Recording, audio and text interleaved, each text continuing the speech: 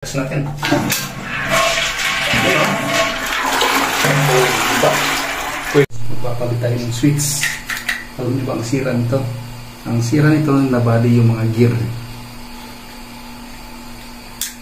Yan o. Tanggal yung mga gear.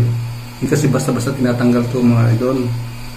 Yung mga technique din paano tanggalin. So ito lang ang sira niya. Nabali lang o. So diba? Kaya hindi na siya nakapag-flash. Ngayon, palitan na natin. Kaysa magpapakahirap pa tayo na gayahin ito. Mag-grinder pa tayo. Palitan na natin. Yan, umorder tayo sa Lazada. Tignan natin kung tama siya. So tingin ko mga idol, tama naman. Yun o.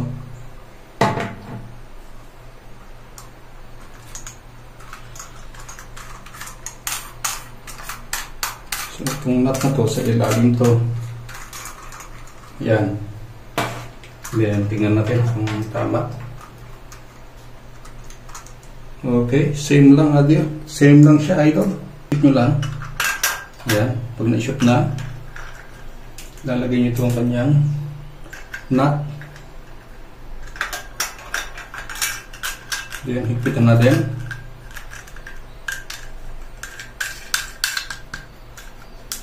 Mahigpit na. Kakalit tayo, ilagay nyo na kagad.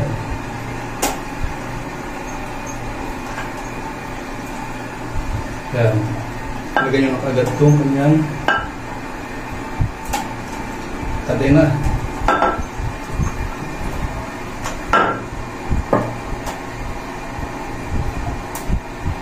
Yan. Ilagay nyo na. Hanapin nyo naman ngayon yung kanyang butas. Sana makuha no. Bali ito. Yan. Shoot natin doon sa rail. Shoot natin ito dito. Tapos i-gitna natin. Ito na guys. So nakapagpalit na tayo. Yan. Test natin. Ayan. Diba? Pwede na pa tayo maging tubero.